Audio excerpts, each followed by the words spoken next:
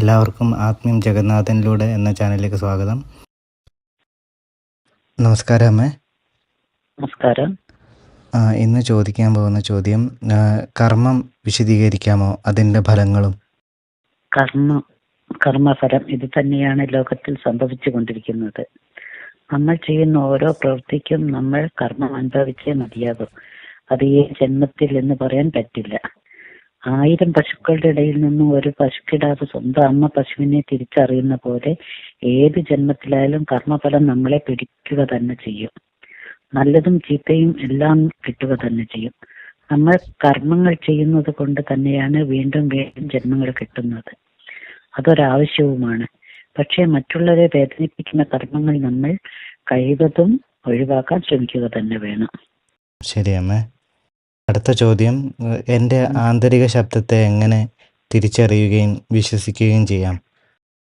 ആന്തരിക ശബ്ദം അത് നമ്മൾ എന്ത് ചെയ്യുന്നതിന് മുമ്പ് തന്നെ വേണ്ട, ശരിയല്ല തുടങ്ങിയ ചിന്തകൾ ആദ്യം മനസ്സിൽ നിന്ന് വരുമല്ലോ.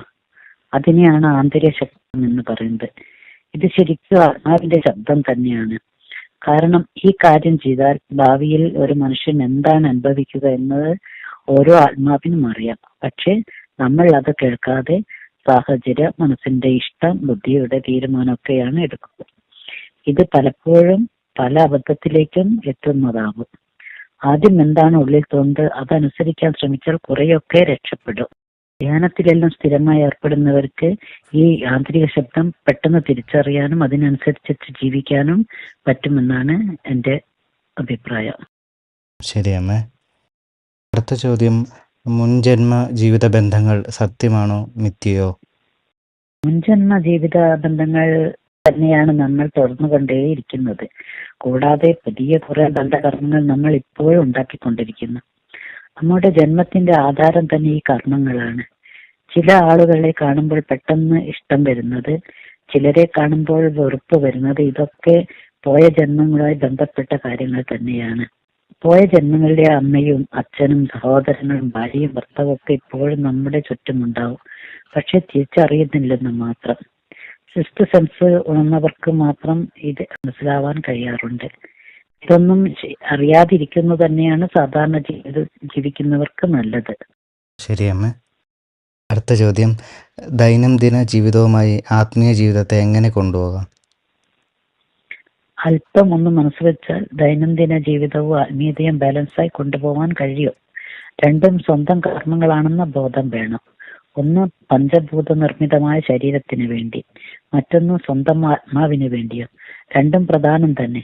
പക്ഷെ കൂടുതൽ പേരും ശരീരത്തിന് മാത്രം പ്രാധാന്യം കൊടുക്കുന്നവരാണ്. ശരീരം പോയാലും നിലനിൽക്കുന്ന ആത്മാവ് മാത്രമാണെന്ന ബോധം വന്നാൽ മാത്രമേ അതിനെ കൂടെ പരിഗണിക്കാൻ തോന്നുകയുള്ളൂ. ഇതാണ് ആ തിരിച്ചറിവ് എന്ന് പറയുന്നത്. ശരിയമ്മേ. അടുത്ത ചോദ്യം, യുക്തിയും ഭക്തിയും ഒന്ന് വിശദീകരിക്കാമോ? യുക്തിയും ഭക്തിയും നല്ല ചോദ്യം തന്നെ. പലപ്പോഴും യുക്തിയെ മാറ്റിവെച്ചാലേ ഭക്തിയിൽ പോവാൻ പറ്റുകയുള്ളൂ. യുക്തി, മനസ്സ്, ബുദ്ധിയൊക്കെ ചേർന്നത്. എന്നാൽ ഭക്തി ഹൃദയവും ആത്മാവുമായി ബന്ധപ്പെട്ടത്. മനസ്സും ബുദ്ധിയും നമ്മുടെ താൽക്കാലിക സുഖം, സൗകര്യമൊക്കെ നോക്കി പ്രവർത്തിക്കുന്നു.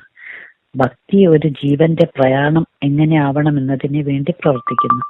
സാക്ഷാത്കാരം എന്ന അവസ്ഥയിൽ എത്തണമെങ്കിൽ ആദ്യം ഭക്തി വേണം. അല്ലാതെ ശൂന്യത ധ്യാനം, നിരാകാര ധ്യാനം എന്നിവയിലൂടെ ഒന്നും പെട്ടെന്ന് കിട്ടില്ല. പല ജന്മങ്ങളിലെ ഭക്തിയിൽ ദൈവത്തിന്റെ അനുഗ്രഹം കിട്ടിയാൽ മാത്രമേ ഈ നിലയിലെല്ലാം എത്തുകയുള്ളൂ. ശരിയമ്മേ. ഇത്രയും പറഞ്ഞു തന്നതിന് ഒരുപാട് നന്ദി അമ്മേ.